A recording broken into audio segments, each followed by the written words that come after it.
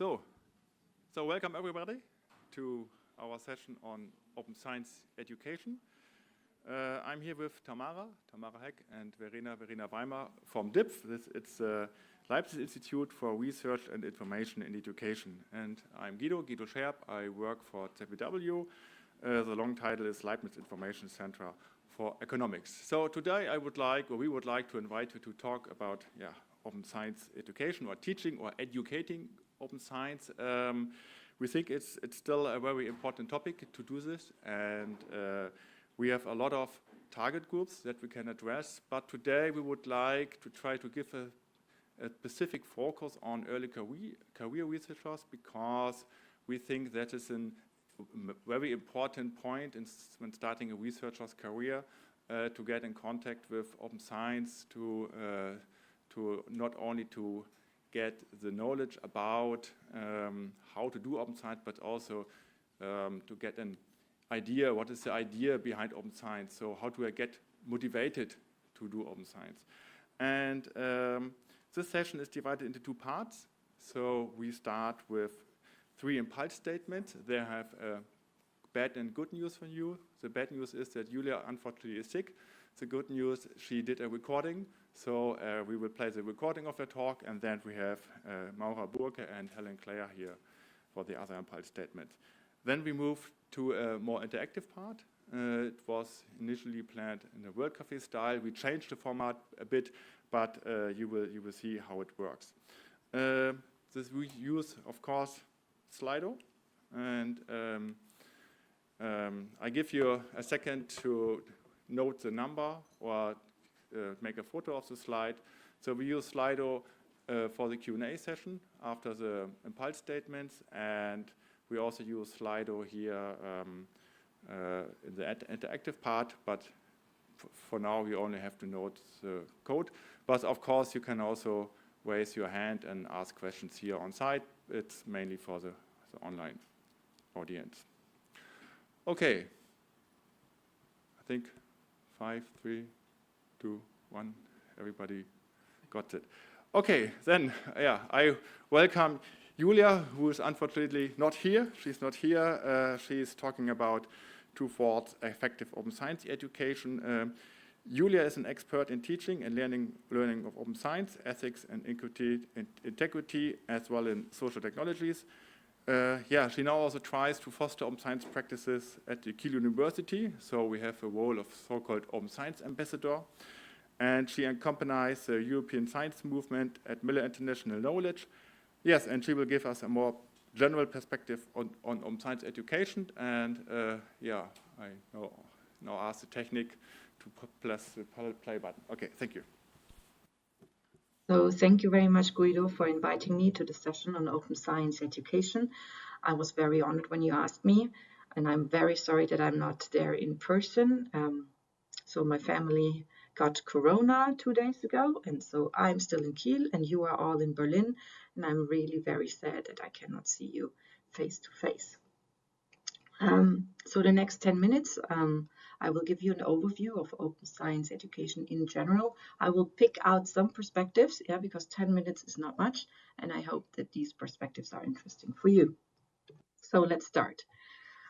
Open science education in general, we could say that there's really a great need of trainings and also informal learning, as we can see with 2 studies I want to pinpoint. So the first study is actually from Germany, and it's on data stewards, and it says it is estimated that up to 500,000 data stewards will be needed for the European Open Science Cloud alone in the next few years. In other words, people who will take over research data management in institutions, research networks, and projects. So this really states the big need we have, and one tool we have is capacity building via education. Another study, which actually comes from my team, which was published this year, is concentrating on the knowledge and skills of master students and PhD students. And it says there, before fair training, 81.1% of students suggested scientific actions that are not in line with the fair guiding principles. So to turn it around, only 19% of the students knew what actions in line with fair principles are, and it shows us that fair training is very, very much needed. However, most of the time when we look at formal training like classroom or hybrid or online training, we concentrate on the knowledge base. This is necessary because in open science, actually, the knowledge is not as far as we want it to be. However, there are also two other things we have to take into account, and the other thing is skills and attitudes. Why? Because the learning should be about what open science practices we know, so knowledge, but also about what we can do. This is the skills, the empowerment, the enablement, and third, what we want to do in research. So this is the motivation and the attitude and mindset.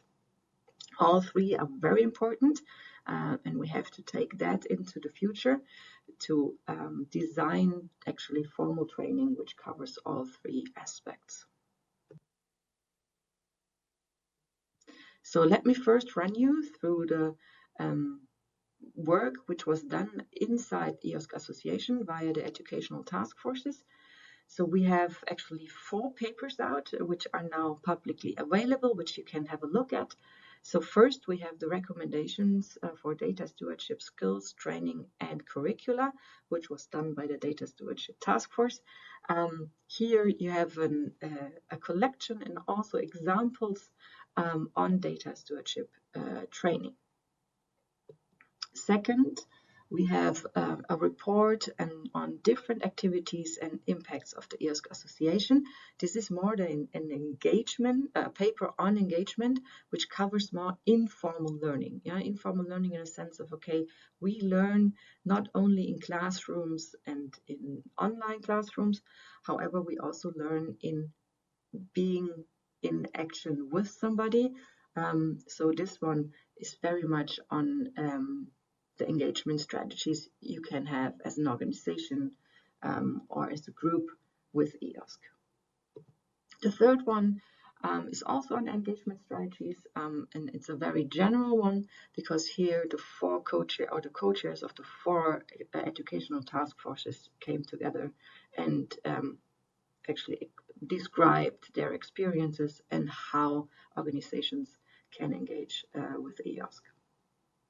And the fourth one, which is very important, and we all know because this is the incentive we all need to push and foster open science as the normal, is on research assessment. So we had one task force on research assessment, which describes in their report how to go forward with this topic and how to combine it with the COARA movement. So, however, when we look very closely into formal training, like classroom training, then we see, okay, what are we, the first question is, okay, what are we talking about? Because open science education, when you look closely, you realize, oh, okay, there are many, many different target groups which are in need of training. So we have here this wonderful circle, which actually spells out 12 different target groups, which all need specific training and tailored training so that open science as a practice can become the normal. So first, we all know them, because we do it for them, is the researchers, but we also have the university students because they're the future researchers. We also have citizens when we think about citizen science and the engagement of citizens in research. We also have in the fourth group policymakers. As you all know, the policymakers are an important group which can support and foster open science. We have data curators, data stewards, open science educators and trainers. This is the meta level then, which is right now established. We have data research infrastructure support professionals, research software engineers, also data scientists and analysts, and yes, enablers and organizations which open their doors for open science practices and the support for that. And in the 12th group, yeah, we collect everything which is not yet named, but however, somehow in the process of fostering open science. So as you can see, when we talk about open science education, yeah, we talk about many different things, which all actually try to support one goal. So we do not begin from zero, as we already saw in the reports and publications of EOSC Association. When we look around, we can find actually available open resources, which are trainings. And so I just picked two of them as an example. So we have here a training on open science policy checklist for research funding organizations. And as you can see, this doesn't target researchers, but it targets research funding organizations, and it's a very important tool. Another one which I brought along is a very typical training, yeah, which we relate to open science practices very easily, and that one is on sensitive data in the humanities and social sciences, and can be used by everybody who is interested to give such trainings.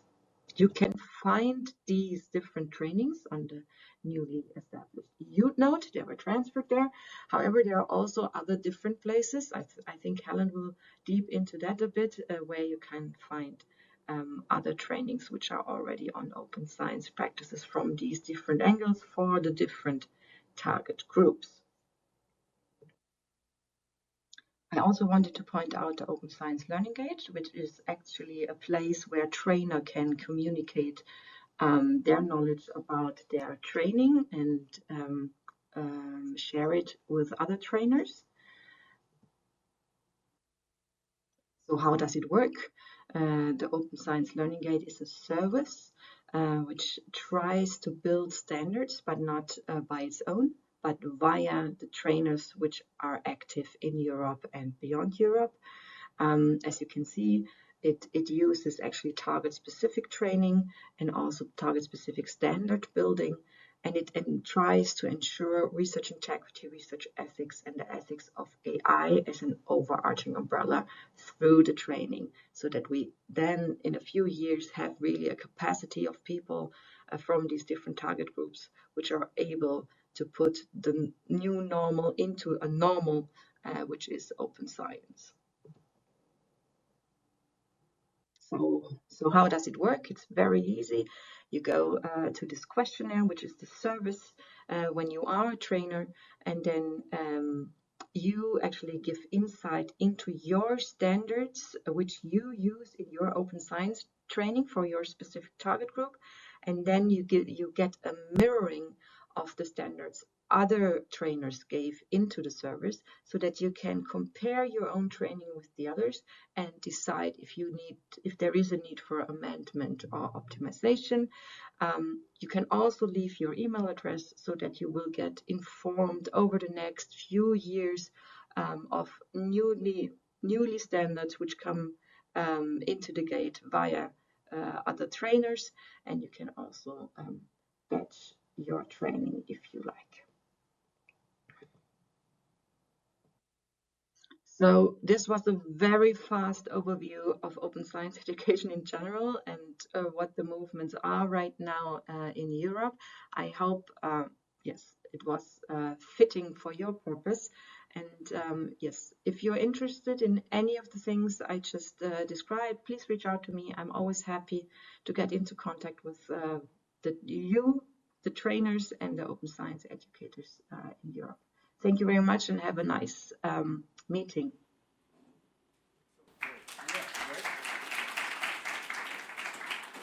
Can you please applause again? We want to record it. And we send it back to Julia. Yeah, okay. Okay. So we will send it to Julia and hope she will use it to recover better. Yeah. Okay, great. So our next speaker, welcome from the Utrecht University in the Netherlands. I think you all know, it's Maura Burke.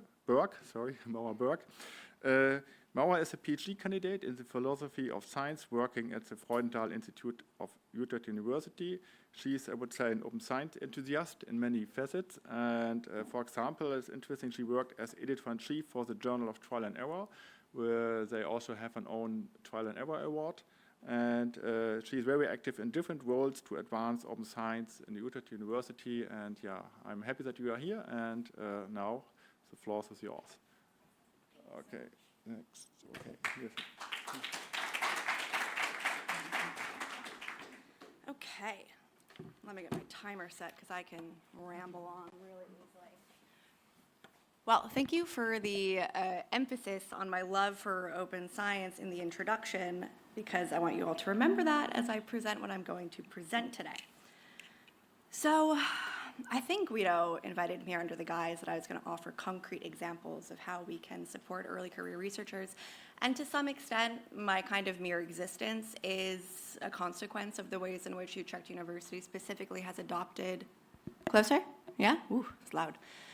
How we've adopted open science policies kind of robustly, because I am a quote-unquote open science PhD candidate. I have a diverse set of responsibilities that are in line with the ways that we try to align recognition rewards with diverse career opportunities, and I'm obviously given quite a lot of freedom, and I'm kind of liberated from these traditional structures. But that doesn't off the cuff sound like open science, and that's kind of exactly what I want to drive home today when I'm looking at what open science education is. So I think, by and large, this is quite reflective of what we try to do at Utrecht University. We try to look on the one hand at kind of method. And this is okay, what kind of specific skills might my student need to have a successful career after university? These are, do we introduce standalone classes titled "This is Open Science"? Do we try to find ways that we can just introduce open science learning concepts into already existent courses? And this is very, very targeted on just looking at pragmatic, effective methodological approaches to integrating open science approaches to traditional didactic practices. There's also the other aspect at Utrecht, which is our kind of philosophy. We have a goal to cultivate an open attitude and an open mindset in our student body.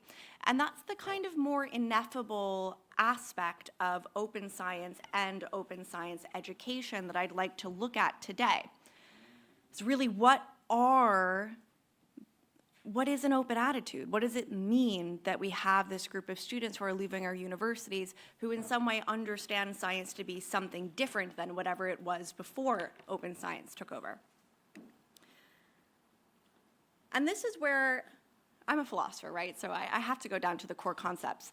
This is where I get kind of caught on what is education, right? I mean, we're kind of jumping the gun by saying what is open science education when I'm speaking to a room of people who I'm assuming are not primarily involved in didactic and pedagogical sciences.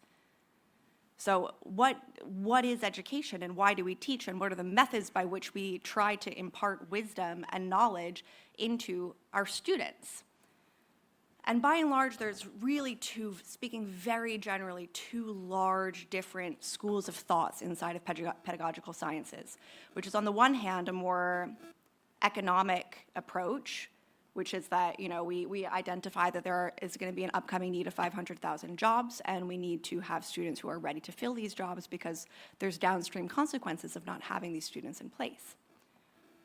There's another school of thought in pedagogical sciences that is kind of encapsulated in the liberal arts approach, which says, well, no, I'm not simply training students to get a specific job, but I'm taking on the responsibility of training the next generation of members of the world. It's not sufficient to just give them a set of skills. I have to create people. And that's the side of the story that I'm interested in, and the side of the story that I think open science could have the largest impact in. So if we want to create an open attitude of what, how, and why, what are even markers of success? I think it's so much easier for me to say that a marker of success is that 97% of my courses use open education resources, or I have hit a fair data quota, something of the sort. but what are the actual markers of success of creating students who are open in this way? And that brings me to a phrase that I think we see a lot inside of the open science community, which is open science is just science done right. This is, a slogan, and it's a useful slogan politically, pragmatically. If we understand it to be inside of that scope, that we're using it in negotiating with people who don't want to adopt open science at all, then I think it can have some sort of value.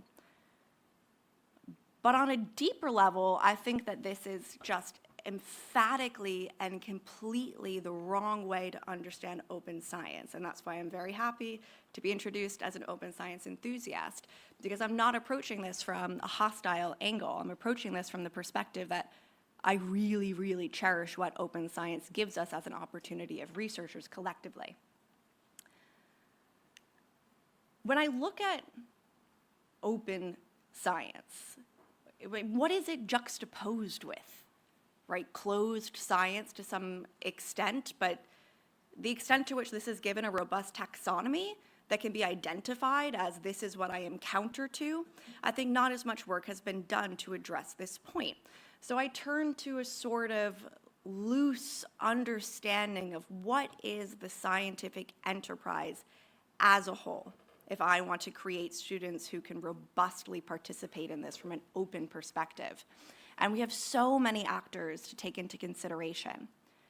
There's university research where a majority of the impacts of obviously specifically open education are going to be felt, but also specifically open science en general.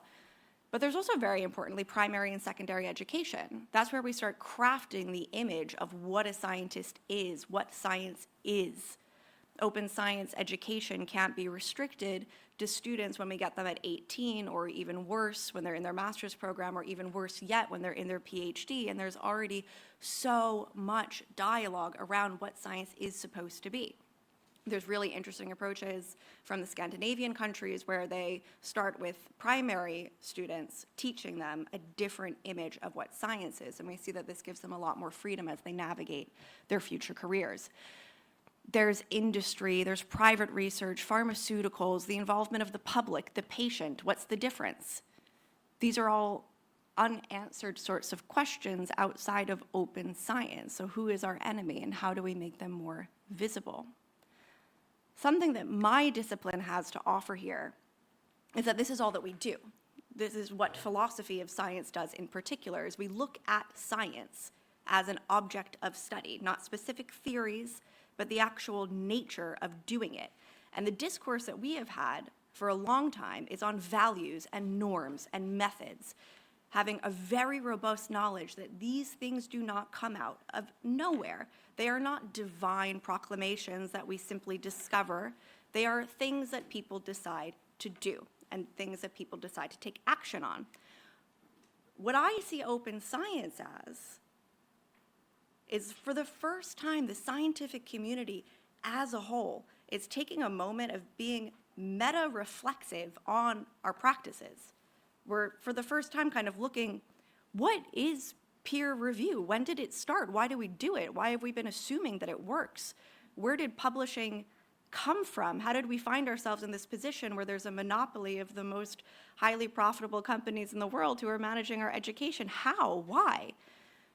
So I really, really deeply reject the notion that open science is just science done right. And I deeply reject this notion in developing educational criteria for our students.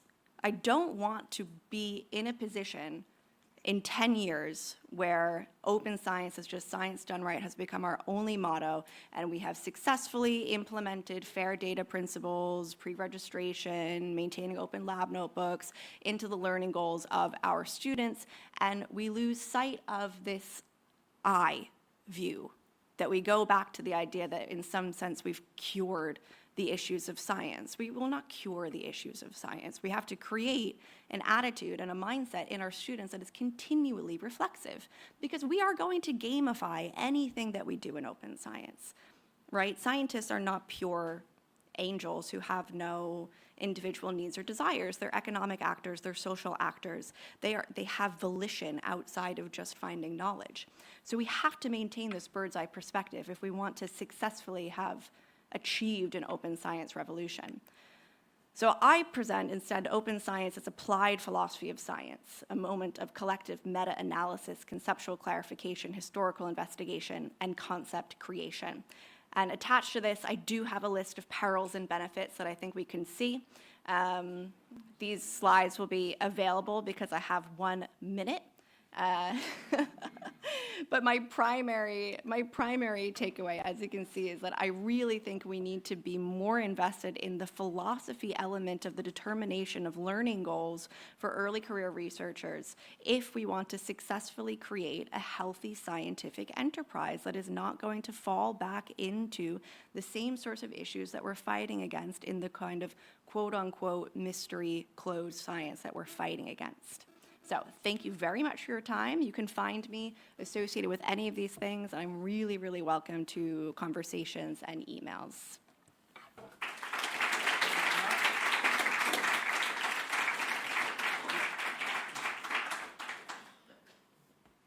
Yeah, thank you very much. And now we can actually go to the last impulse statement by Helen Clare.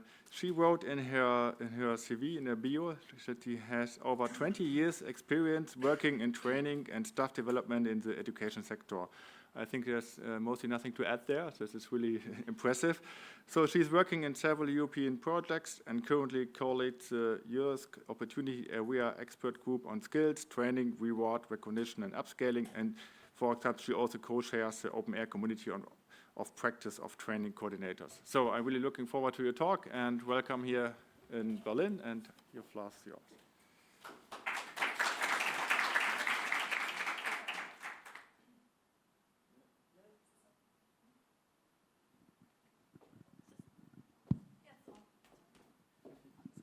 Thank you. I don't want to bend over for the whole talk, so leaning into that. So thank you. Oh, great. I was hoping to put my phone there, but it looks like it's going to slide off. Right, okay. Thank you very much for the invitation to speak here today and get to spend an hour talking about open science education, which is one of my favourite topics. As Guido mentioned, I have been involved in open science education for a number of years. Here's my slide. And my talk does build on the others. It's always good to go last so you can draw the connections together.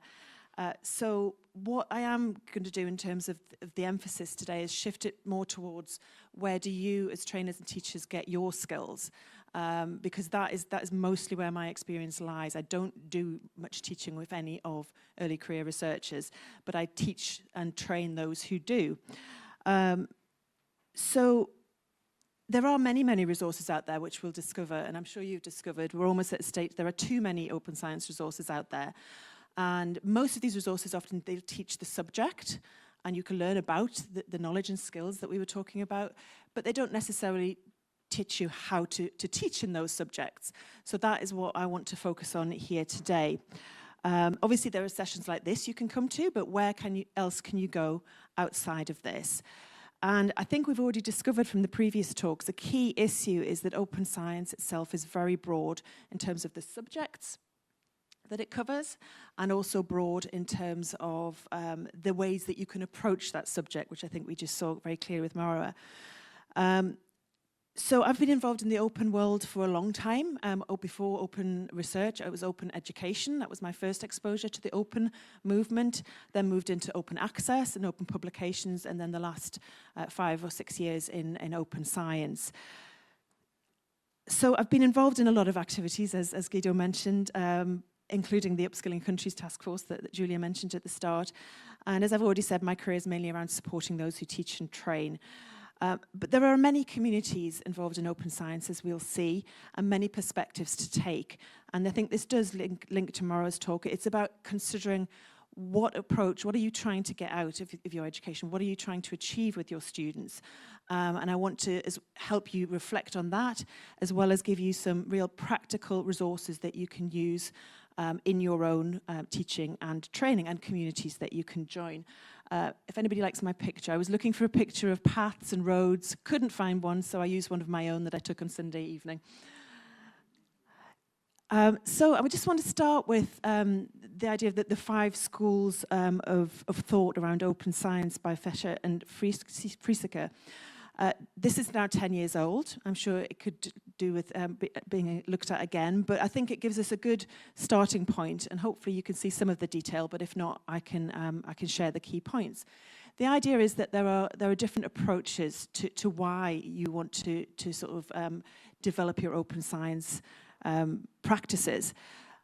And just to go around the 5, we start with the infrastructure school, which is very much looking at the platforms and services and tools that are needed to make research open.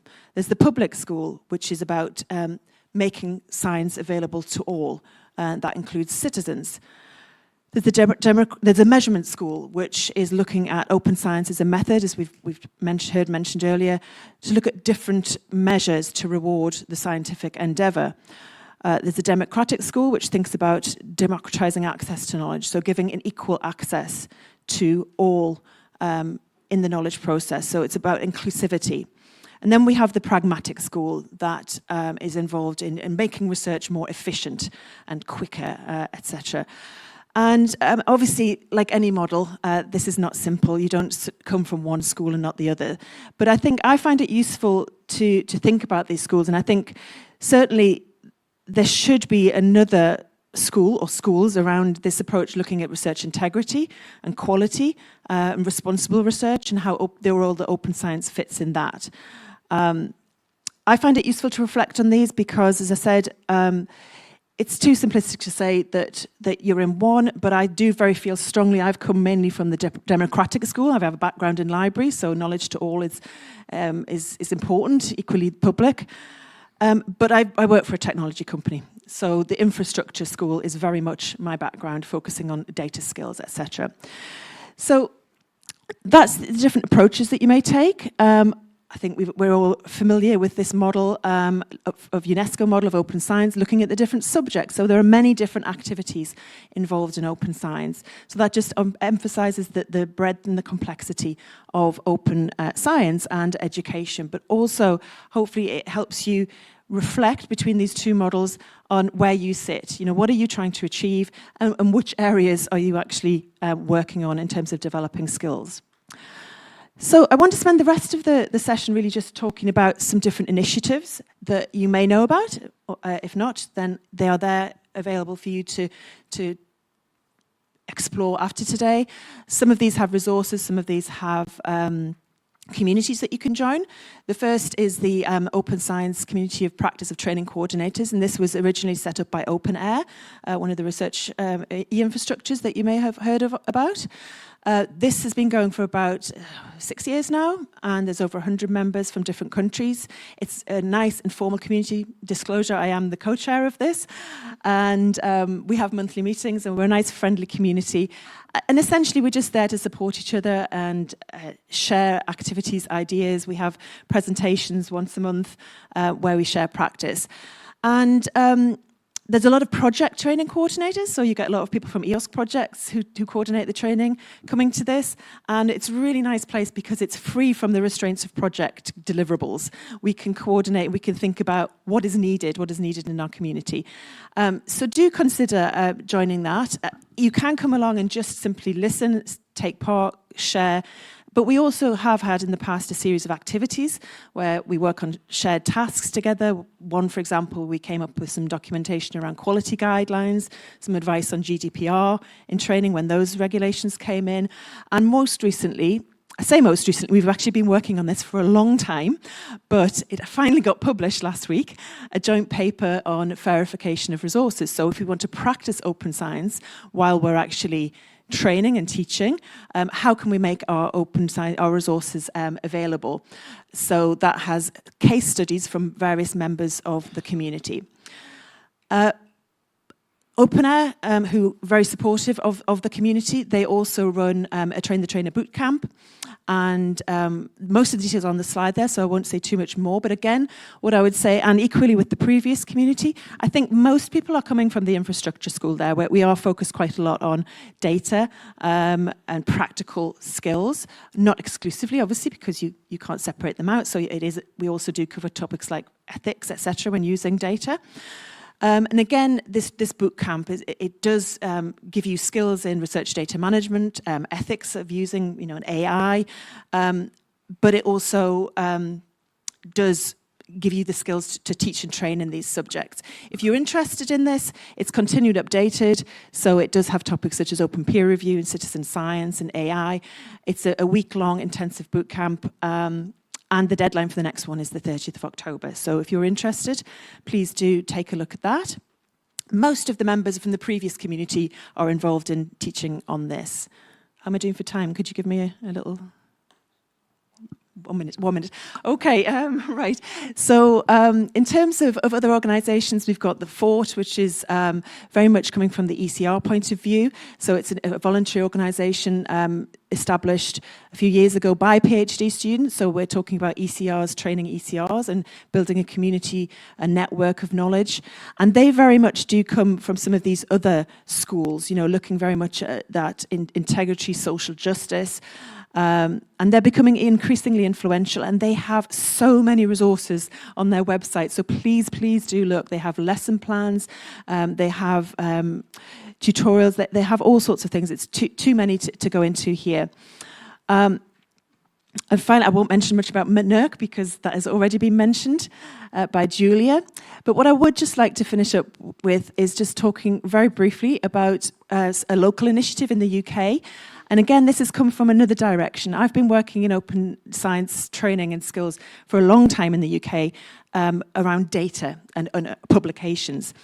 But it's really the UK Reproducibility Network that's got the attention of the funders and has really got some traction because they're coming from the research perspective, looking at research integrity, research quality. And they managed to secure a reasonably good amount of funding for a open research training program. So that's been running since 2021. It will run for 6 years.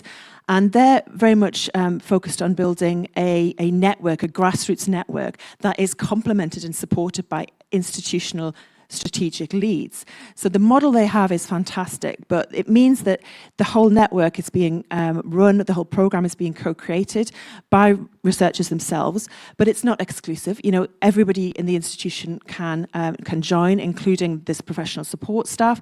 So it's really building this holistic support for open research training across the UK. Again, they have a lot of resources available on their website.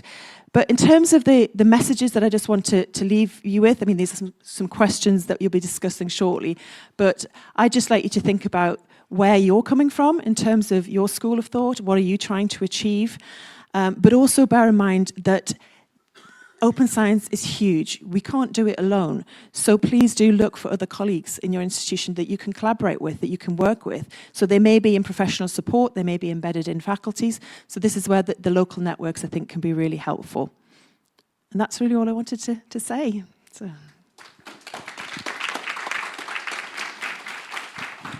Yeah, thank you very much for those wonderful impulse statements. So our speakers here now go to the stage, and while they are preparing with the microphones, I think we can switch to Slido here on the screen.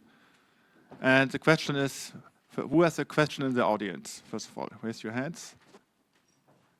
Is there a question already here? Then I think we can start with the first question that was submitted to Slido. Okay. While I'm waiting. Okay, your micros are working? I'm not sure. No. Yeah, great. So the first question is quite interesting. I was also thinking about that. It's 1.17 million researchers in Europe and 500,000 data stewards. Why don't we just make researchers be all paid as data stewards, and how did you estimate that need? It goes a bit to Julia, I think, but also you maybe have an answer on that. I think, is this working? Yep. I think the answer may come in one of the subsequent questions about the barriers to ECRs. This is time is a huge barrier and expertise. So for everyone to become an expert in data management is going to be challenging, I think. So I think this intermediary role is going to be vital, but others may disagree. Do you want to add something, Maura? No, I don't disagree. I mean, there's a lot of projections. We are in a time that the amount of knowledge we've produced collectively is so massive that you cannot simply expect everyone to be an expert in every niche area. The creation of these hyper niche positions is just a direct consequence of the volume of knowledge that we've now produced. So it's necessary.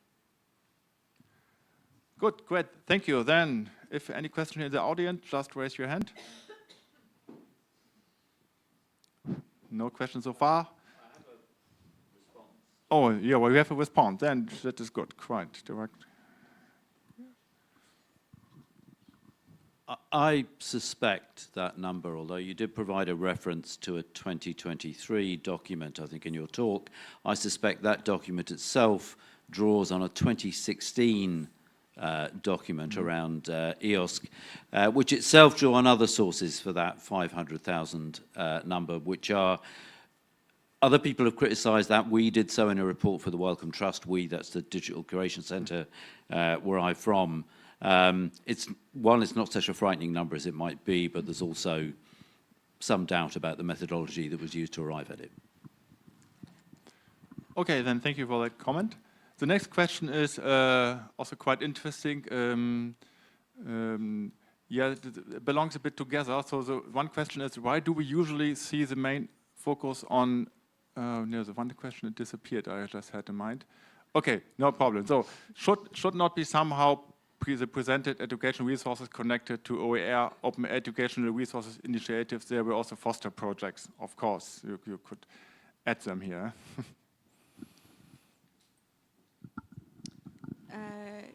I struggle a little bit to interpret this question. Should not be somehow the presented educational resources connected to OER. I mean, if you go to the FORT initiative, for instance, a lot of the trainings that they offer there are OER. They're open materials. Also at Utrecht, a lot of the educational materials that we create on didactic training and methods are completely open. We have a lot of data stewards who ensure that we're not violating copyright in that message. So I'm not exactly sure the question or how to answer it. Yeah, you want to try? Yes, I can give it a go. I think just to address the foster project, obviously that is another casualty of the project-based funding for these initiatives. So the project didn't carry on, and nor did the platform. However, the resources have not been lost. If you're not aware, those resources are now on the Open Air, Open Plato platform. I think the broader question is there around why can we not join up these resources? I think that's a huge problem that we know about, and certainly it's a big topic of discussion in the EOS community because there are many, many projects and initiatives that all have training resources. So that's one of the focuses of the Opportunity Area 5 on skills and training, etc., that we would love to be able to have some kind of harmonisation. I don't think a central catalogue where everybody deposits their resources is going to work. So I think it's got to be some kind of distributed approach where we're all using the same metadata standards and hopefully some kind of harmonisation around resource description to make it easier to find resources. But that's my kind of ultimate dream. As I was talking with the colleague Jessica about that over breakfast this morning, strangely. Okay, so now I found the question that raised my interest. This is, we try to move towards open science and fair through OERs, while these by themselves are rarely aligned with the same principles. How do we fix that challenge? Also the question is, do we have too few open learning resources that can be used for open science education? Too few, I wouldn't necessarily say, but we have seen that a lot of the development of open education training materials have occurred in silos, let's say. So they're not really findable, they're not really interoperable, so that's a little bit of a kind of ironic failure. But it's also a little bit of the consequence that, we're trying to take locally developed knowledge and make it globally accessible on a really massive scale. So like Helen mentioned, one of the things that we're working on at Utrecht, for instance, is aligning metadata across the continent so that we don't run into this issue. But yeah, I see it. Is that a finger or a question? Yeah. Okay, then if you want to answer that question too, then we have a question in the audience. Yeah, I mean, as I mentioned in my talk, before I got involved in open research, open access, etc., I was involved in open education. So I was involved in that community. And then I moved over into open science and found there was another community that was all talking about open education, but actually they weren't talking to the open education community. So over the last few years, I actually have taken some of my work to the OER conference, which happens every year, an international conference that happens in the UK.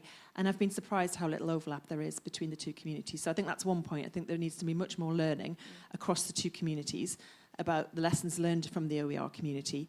But also this point about making OERs fair. I think that's what the question is getting at. There is a lot of work now around that. As I mentioned, that article that we've worked on recently, the Elixir research infrastructure's done a lot of work. They had their principles, 10 principles. They've got a fair cookbook for training materials. And also the Skills for EOSC project has recently produced a fair by design methodology. So there is work on this, but it does have some way to go. And again, partly I think that comes back to time and resource, because it's actually quite resource intensive to make materials fair. Good, thank you. Then we have one question from the audience. Yeah. Hi, I'm Ellen. I'm a data steward and open science trainer from Sweden.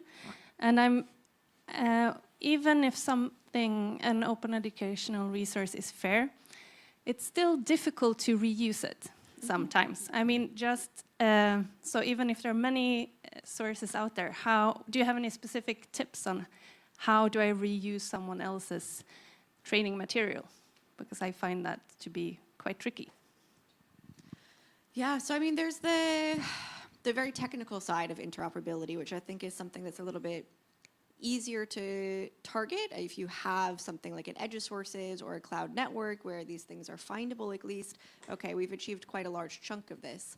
But the difficult aspect is the translation of materials that necessarily doesn't capture the entire cognitive content of the person who developed it on the page.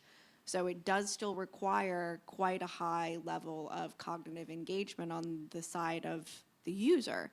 I don't know if that's an escapable issue. I mean, I don't think we're in a position where we're saying that you're going to be able to open up a catalog and never have to create content yourself and just reuse it.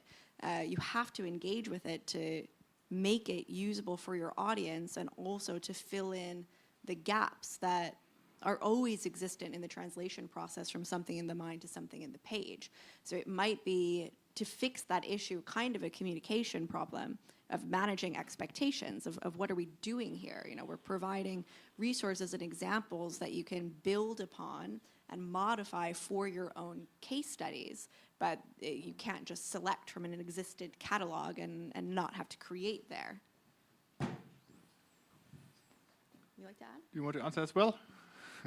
Yes, of course. Great. I think, again, this issue has been a long-standing issue in the OER community. And certainly in the work that I've been doing around FAIR, I've been working actually on a paper which is not published and may never get published, but this makes me think we need to get it finally done, is that FAIR isn't enough. Like you say, and a lot of it comes back to your skills and your expertise as a trainer and as a teacher. Many of us in these roles didn't start out with that pedagogical sort of baseline, so there's part of that. But I think also, Maura's mentioned other points there around how easy it is to adapt materials. There's a sort of a paradox here that the more information, the more detailed resources are, often the less they are suitable for your circumstance. So, but there is also work, just to highlight if you're not aware, that the RDA has been developing minimal metadata standards around resource description. And that is very, very minimal. But they had some work, and I don't know what's happened to it, around extended metadata. So it does include more information about the resource to help the trainer who's reusing that resource. But again, I think you need to look at it's back to those who produce the materials. I can produce a presentation with bullet points, or I can produce a presentation with bullet points and full speaker's notes. The second takes much more time. But maybe AI can help us with this, I don't know. I just thought of a use for AI. AI can help everywhere, yeah. So we have time for one last question and quick answers. You have priority here. Okay, you were first. Sorry, but thanks for the question here. I'm Larissa from Max Planck Society, and I find it quite refreshing that here we are talking about a more comprehensive understanding of open science, because the last 2 days here at the EOSC event, European Open Science Cloud, I felt like we were mostly talking about FAIR and research, data management. We are talking about data stewards. We are not really talking about open science as like a reflective activity of the whole scientific workflow about science in general. And I'm wondering now here in one of the last sessions, how do we get those people involved already in open science projects to actually understand it as something more than open access and research data management and outputs in general? Yeah, I think this is really at its core, this is a sociological question. And a lot of the work that I did a few years ago, when we were still in the kind of early adapter phase, let's say, of open science, I don't know where we are, maybe critical mass, is looking at this question. Because there's a dialogue, there's a necessary dialogue whenever you're dealing with a situation where you have a proliferation of actors that you need in order to get your critical mass, who have different ends in and of themselves. So it's kind of a theory of political engagement and political proliferation that as more and more actors get involved in a certain political situation, then the message becomes diluted and you get more and more focus on easily quantifiable metrics that are indicative of success. This has a useful function. Pragmatically, it's very, very useful to be able to go into report meetings and say, look, I have identified trackable elements that you desire, and I can show an upward trend, and it's successful, please keep giving me money. I'm not saying this in a passing the buck kind of way. This is a really critical function of organizing society. To remain in dialogue, to remain focused on kind of the principles that maybe got innovators or early starters interested in projects, it's an intentional practice, right? So you have to invite people who are interested in this. You have to facilitate these conversations because it doesn't come out of anywhere. And it's not a competition between the two sides. They're both very necessary aspects. And I think to some extent, just as a consequence of the way that critical mass works, more and more people will be specialists in things like RDM, things like data stewardship, and this is very important and it's very necessary. But you have to just intentionally keep a sort of balance. Otherwise, what I fear could be the consequence is that in 5 to 10 years, it's just something that we kind of do in the background because it's what's on the agenda of the university, and we've kind of lost our perspective in that way. So my answer is intentionality, I suppose. Good, quick answer. I think you have to look at EOSC and what its purpose is, and it very much comes from that infrastructure school. So it's trying to build the infrastructure. That's why the focus, firstly, the focus is on data, but there's increasingly a focus on publications, etc., and code.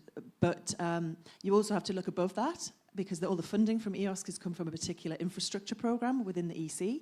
So other aspects of open science that maybe cover the integrity sides are being funded in other places under other programs, and I think there's a big issue about Join Up.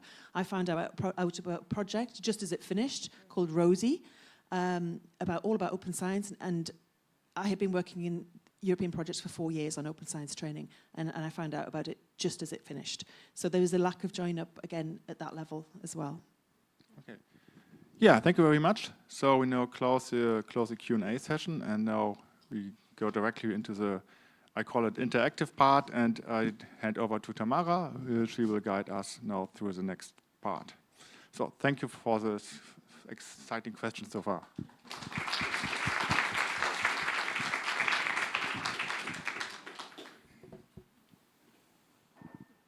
Yeah, thank you very much.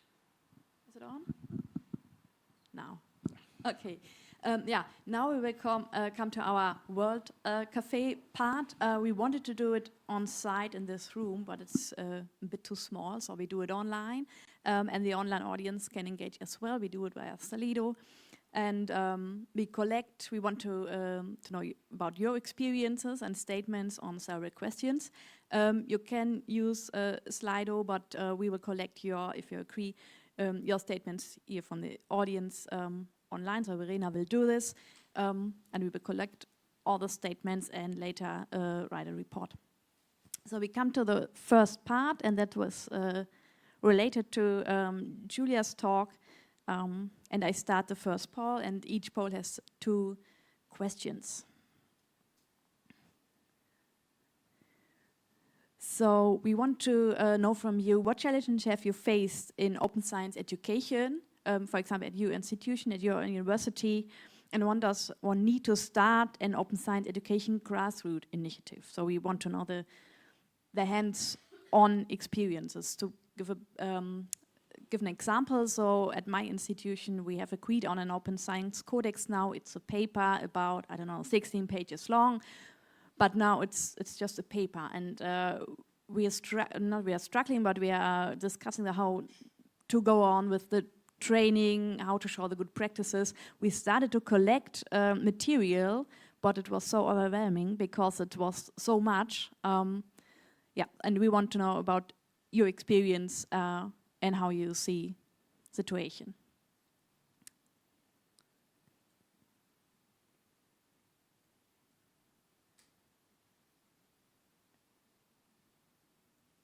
Okay, there are first things coming in, but you can, as well, you can just raise your hands and give a statement here in the room. That's perfect as well.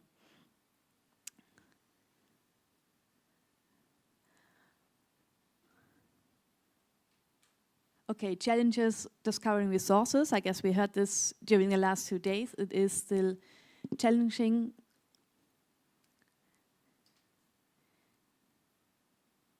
Communication and networking, supportive resources. Maybe someone in the room has a concrete example what she is doing, or how if they have a kind of, working group at the institution. There's one. Thank you. It's Christian Schmidt from Heidelberg, German Cancer Research Center. Apart from being a project manager in an NFTI consortium, I'm also involved in training in a smaller scale infrastructure project that deals with bioimage data management and how to use a specific research data management platform. And I'm so enthusiastic about hearing your perspective here. For us, it was quite difficult to make the material that we present in a way that we think it is reusable. Exactly the question that came up. And we ended up in doing all the work twice, so to say. On the one hand, how it's used in-house, even producing little video productions of like only 5 minutes so that you can keep the engagement time and all of that. And then we made it all again in an open format with slides that are generic and so on and so forth. And yeah, reflecting back on this, I wonder how I wasn't aware of talking to other professionals in that area beforehand to have checked maybe how good and reusable that is. So would you recommend that? Can we sort of say, contact you? Who do I first contact to say, maybe if someone looks over the material before we even publish it, it can even be better? I'm not aware of international efforts, but I can give you an example, at least in the Netherlands, of how we're managing this. We've identified this as a specific skill set of like having an eye that can see what is specific content and what's generalizable content. So we have a completely independent network in the Netherlands that's owned and operated by this third party called SURF, and they've created something for us called EduSources. And we have advisors in the universities where if you want to make something open, some materials, you send it to them and they do exactly this. They look at this and they say, okay, well on this slide, this is not that interoperable, maybe you look at this, so on and so forth. So there is the development of specific professionals in these domains offered through library services. I don't know if maybe there's a similar service available to you that you had no idea to look for, because most of the people I work with have no idea this is something that we offer. But yeah, a shortcut to this, if you have no pre-existing thing, and maybe Helen can tell of an international effort to do something similar, is of course having a kind of collaborative effort. It doesn't have to be someone who's open science oriented. You just show another professional the presentation and say, can you use this? Like, can you extract this or have them identify it? I mean, think didactically when you teach someone, what's the main feedback I always find giving someone? It's like, the content's in your head, it's not on the page. So having someone be able to see that, I think, is the biggest service that we offer along those lines. Yeah, that's essentially also what we did, just a bunch of colleagues, everyone looking over it and testing it in use cases. Because the in-house, what we would have, there is a specific system that's very usable for training materials and for instructional material, but it has a vendor lock-in. It's a system that you buy, and we asked, if I use that, can I export it in an open format and then publish it? And it's, oh no, we don't have the license for that. Yeah. Well, thanks a lot. Thank you very much. So besides the technical issues, I saw specifically at Utrecht that you have this kind of established a community with like I saw it as advisors from different disciplines. I guess you can call them as researchers, for example, even to ask ad hoc questions, but sometimes that is what we experience with people, and we are not talking about PhD students only, we are talking about postdoc researchers, team coordinators. They don't want to do the training or 1 week courses, but they need ad hoc support. So do you have experience? Yeah, so I'm the chair of the open science community at Utrecht, where we do try to operate as a kind of node, because we found that the kind of like the time for advocacy is kind of over. Everyone knows what it is. So we pay way more attention to doing these sorts of very targeted approaches to specific research groups, to specific laboratories, of identifying, okay, this is the issue that this group is having. Instead of setting together a 200-person event on some general topics, we're going to put this money into creating a 20-person workshop on addressing this issue, so that we then create local knowledge centers at each department that can then proliferate out through the community. So that is the kind of function that we serve. There is right now, for anyone who doesn't have an EOSC, which is an official, thing, there's impulse funding right now to start your own OSCs at your universities if you look at the International Open Science Community web pages, and they're highly advantageous for these sorts of issues. You do create this local construction of experts who have this oversight onto all of the silos and resources and blah, blah, blah, that can facilitate the construction of these sorts of initiatives much more easily. Could I just add to that? My first answer was going to be community, like we just said. And if you had a service like SERFs, I didn't know they had that. That's amazing. But another idea that I've thought, or it's been discussed in some of the communities that I've been involved in, is the idea of, if you come across a repro hack, so the idea that you take materials that have data that's been intended to be made reproducible, people sit and they test that. They sit down, they sit with the data and all the supporting documentation, and then they try to reuse that data and see how easy it is. And I always think that would be a really good idea to do that with training materials. Sort of have an event where people come along and they test each other's materials and try and see what issues come out of that. But I don't know what happened. I don't know if we ever actually ran an event in the end. I don't think so. Thank you. A question to that, and as well asked from the online audience, is who's going to assume the role of the trainer? So how do you have any incentives for those people? Because you need the people doing the work, the reproducibility, the training, the support. I think that's back to that fundamental issue of rewards and incentives. And certainly the fact that one of Fort's aims is to try and get teaching on the same status as research, but it's back to what you're incentivized to do. And I know certainly within the UK, that UKRN program, the whole model is based on having individuals within the institutions who then agree to train a certain number of individuals. And they've struggled to recruit the number of trainers precisely for these reasons. So I don't think we've solved that one yet. Okay. I do have to speak quite highly of Utrecht as an institute in this domain. Utrecht saw very early on that achieving any kind of open science goal, if we didn't fundamentally adjust the ways that we approach recognition would lead to a complete failure. You can't convince someone to publish in a no-name open science journal if their career is still contingent on having a high level of publishing in Nature.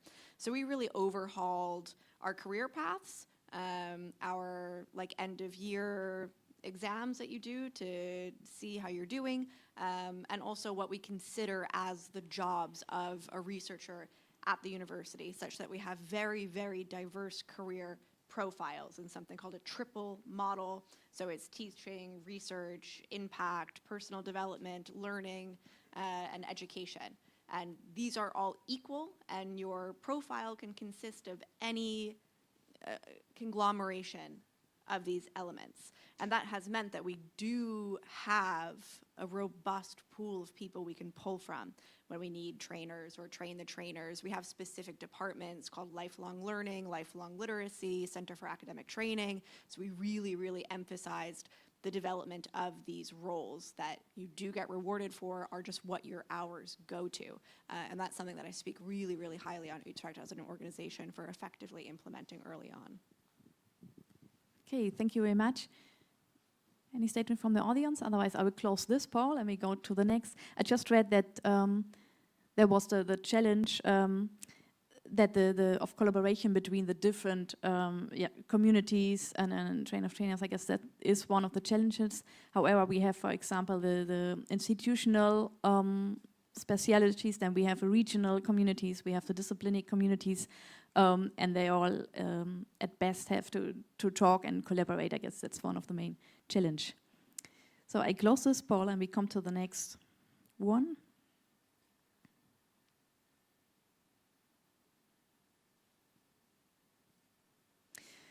So the two questions are, where do the early career researchers struggle most to fulfill good, call it good scientific practices, and how can we bring open science education into the PhD studies? So I know there are a lot of differences within Europe or internationally. There are PhD studies with specific courses. I know PhDs with just write their PhDs and do not have any applicational courses. So what is your experience?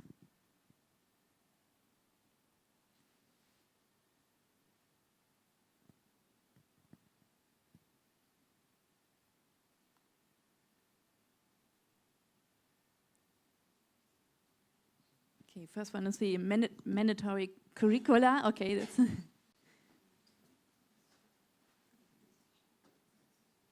maybe the question from, yeah, there's a question or statement.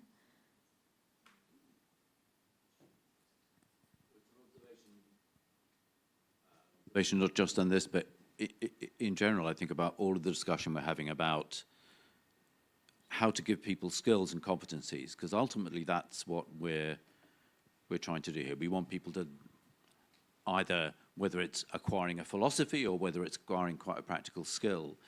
But we keep coming back to this, talking about training and curricula, and that's one way to acquire a skill or competency, but I think all of us are aware that there are quite a lot of things we've learned how to do where it wasn't because we went on a training course about it.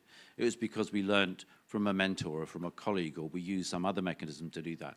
And I think it's important to remind ourselves all the time that when we're thinking about this, giving people extra skills, that there are lots of different ways to get those skills, and training is just one component, an important component, but not the only one.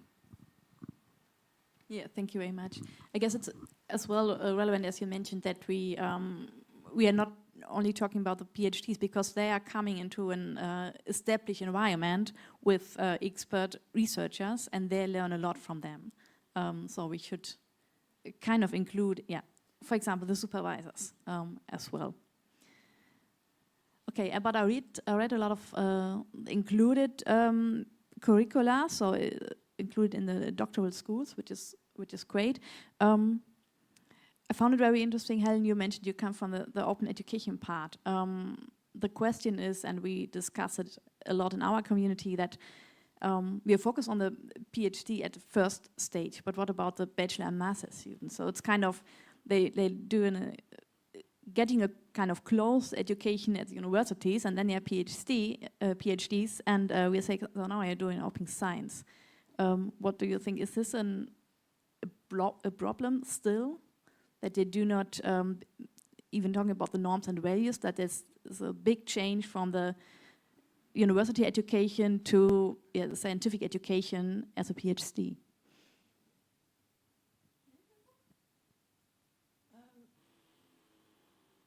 Yeah, as I said, I mean, I'm not directly involved in teaching PhD students at the moment, although I am about to become one. So I can address some of these issues a bit more thoroughly once I've been through this a bit more. But I mean, throughout the whole of the education system, I think some of these issues need to be addressed, as I think Maura was saying earlier. And I'd very much like to see these open principles be part of all education, really, in terms of how we do research, whether that is at school level, university level and beyond, and not see it as the only way, but to see it as a way, and to understand the benefits, the pros and cons, and understand the choices. So, for example, I remember once teaching some researchers about Creative Commons licensing, which of course nobody is going to, you start talking about licensing and they're just not interested. But actually when you start explaining it and saying, but what this means to you is that you have control. You have control over what happens to your research. If you have this license, it allows you to do this and others to do that. So it gives people choice. So I think that's what I'd like to see, that the education be integrated within curricula and within courses, so people have an understanding of the choices that they make. And the choice might be not to do open science. It might be another choice, but I don't know if that answers the question at all. Thank you. Great. Other comments from the audience? Over here.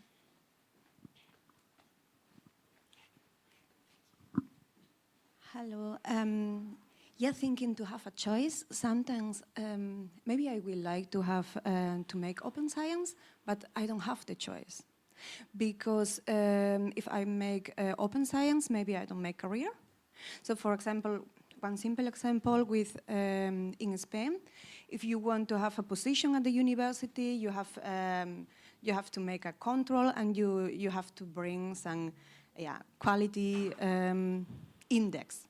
So if I want to make a career, I need some publications. And if I make open science publications, these publications, they are not registered in this high level index, etc.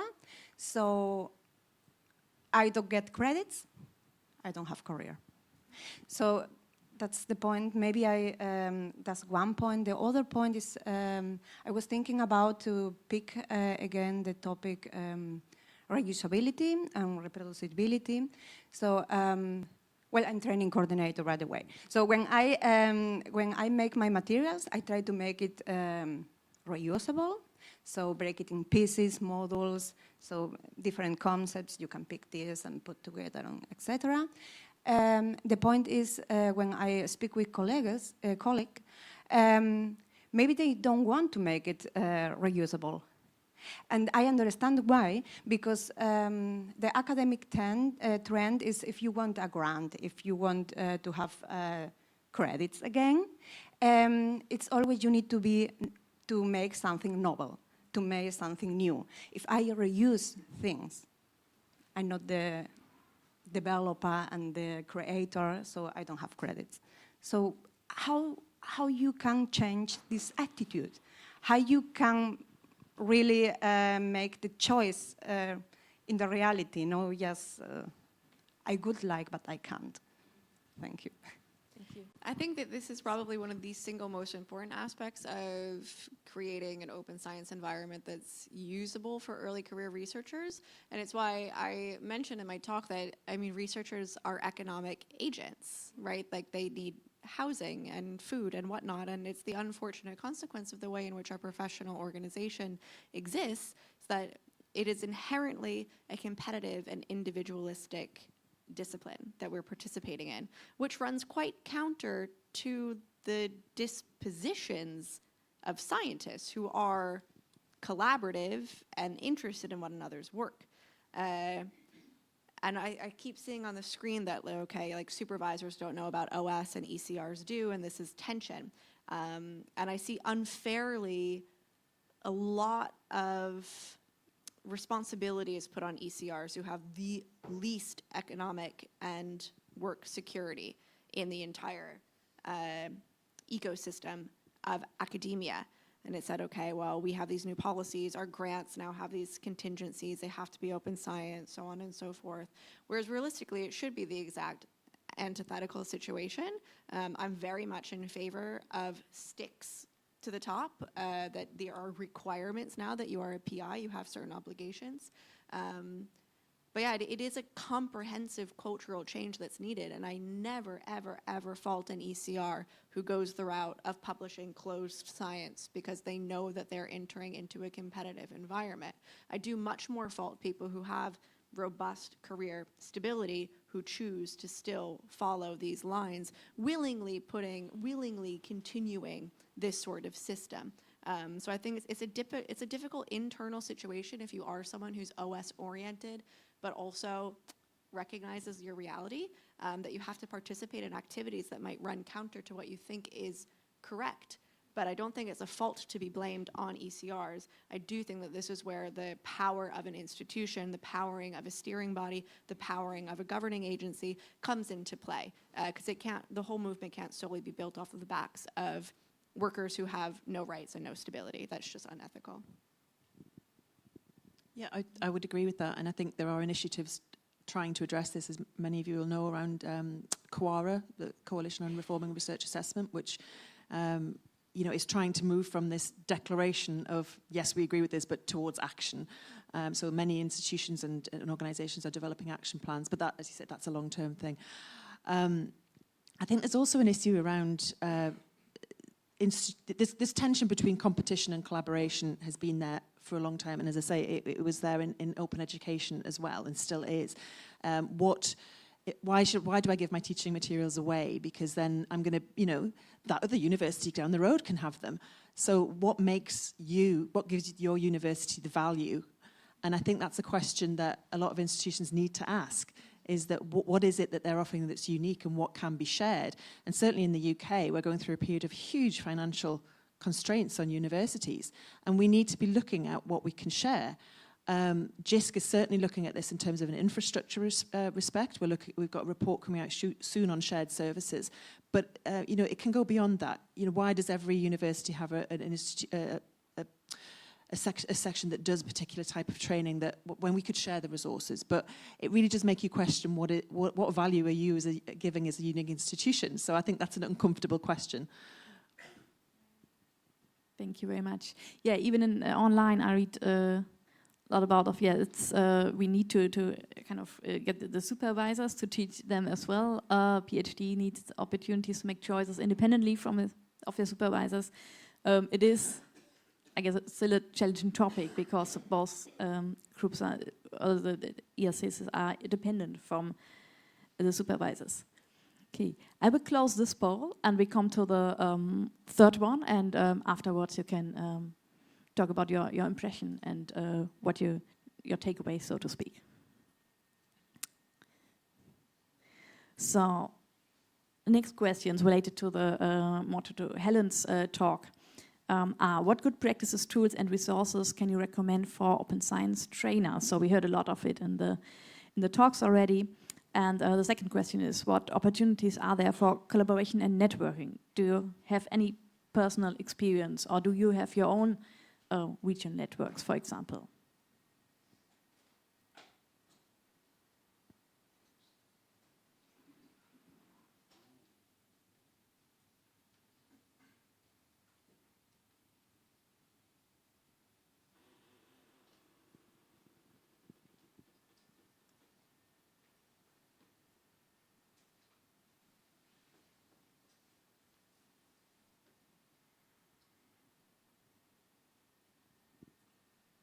So there are people typing, but if you like it, just raise your hands and tell us about your experience.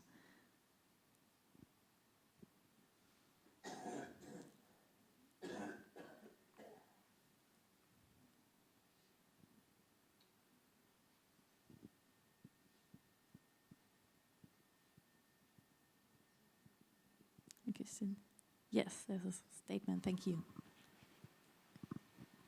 Yes, hello, Irena Vipac-Barbara. I'm from Slovene Social Science Data Archives, but I'm also involved in the training that we have for Data Stewards Network now in Slovenia. And I can only add that I'm coming from social sciences, and what we notice now that we are putting together the training that you really need colleagues from different disciplines, because you don't know it all.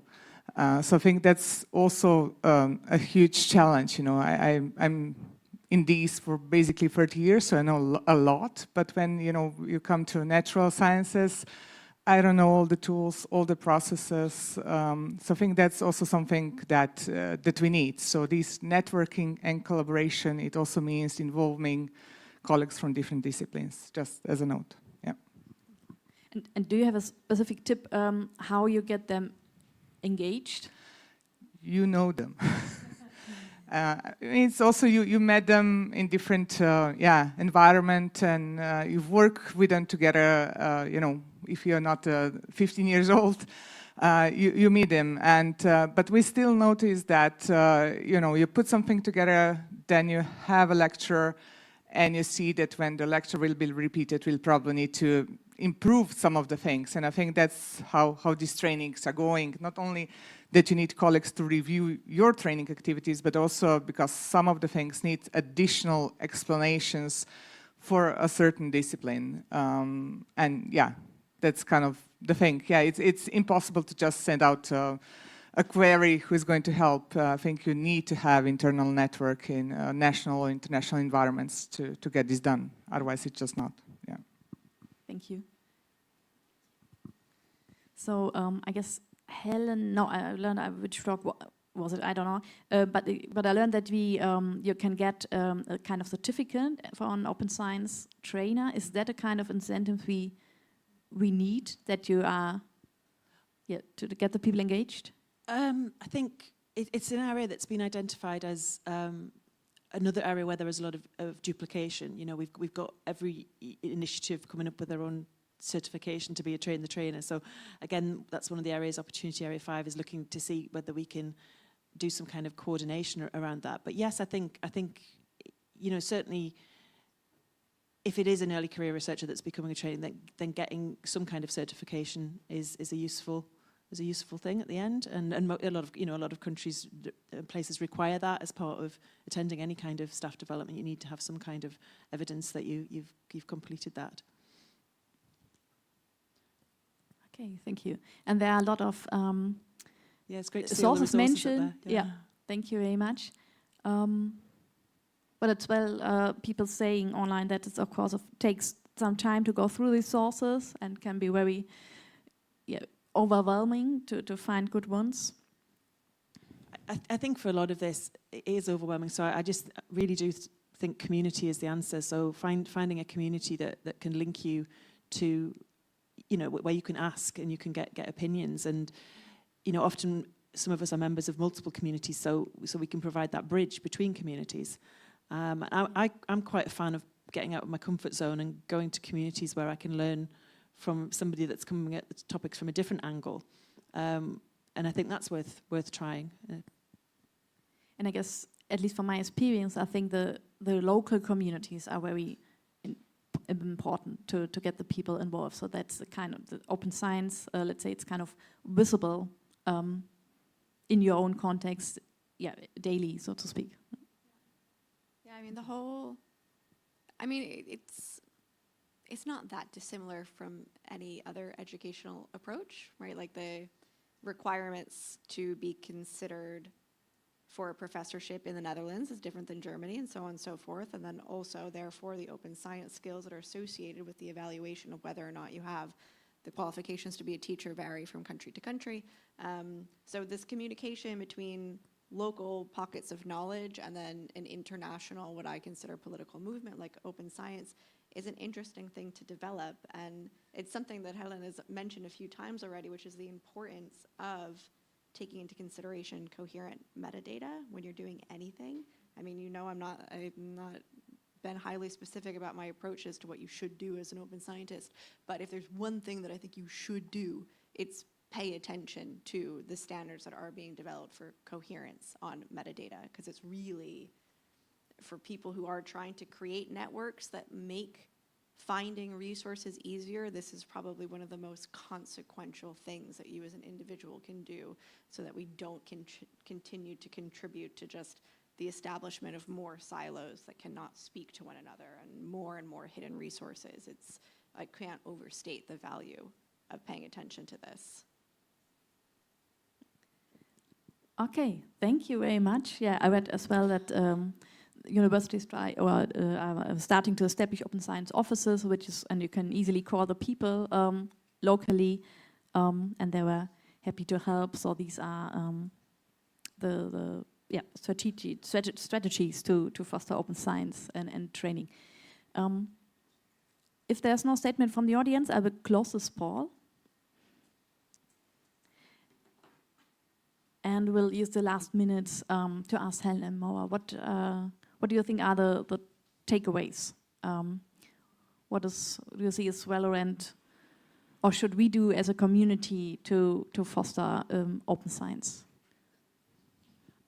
I think I'm going to probably just say the key points from my talk, which were around reflecting on your own perspective and where you're coming from, and then trying to find communities and networks that can support you, because open science is so broad, there are so many different facets to it, that we need to be talking to each other and we need to be collaborating. Yeah, I think what I take away from this session is something that I expected to take away, which is that it's so confusing what open science education is, and when it's open education, and when it's materials, and so on and so forth. And I do really implore everyone to kind of take a moment to pause and figure out, like, what are we doing, right? These are machines that start running and they spiral quickly. So take seriously the responsibility that you have in directing that machine, and think about what it is that we're doing, because we have a room full of experts and no one really can answer what open education is or how we're supposed to do it, and that should at least, if not be worrying, then trigger your own reflections on what it is that we're supposed to be doing. Thank you very much. Yeah, I think this is as well important what I always hear. So I guess what we can take away as a takeaway is that open science, or I guess we even shouldn't have an specific open science training definition, because it's so complex. Because what I hear from colleagues from other disciplines are that they, for example, for this fair and data management, they're saying we're doing qualitative research.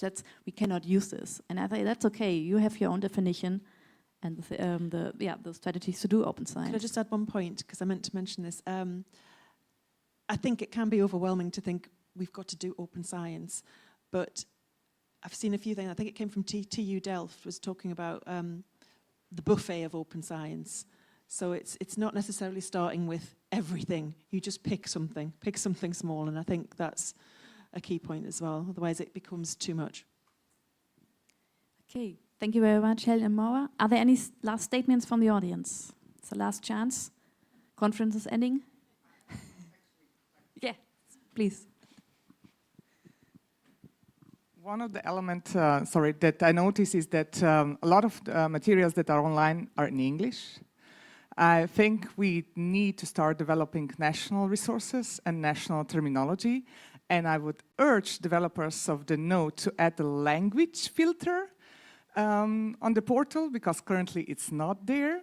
No. So I think that's also something that we need to look into, how to actually link national resources to the EOSC portal and to have it visible. Yeah, thanks. That's great. Then thank you very much. Thank you again for our panelists.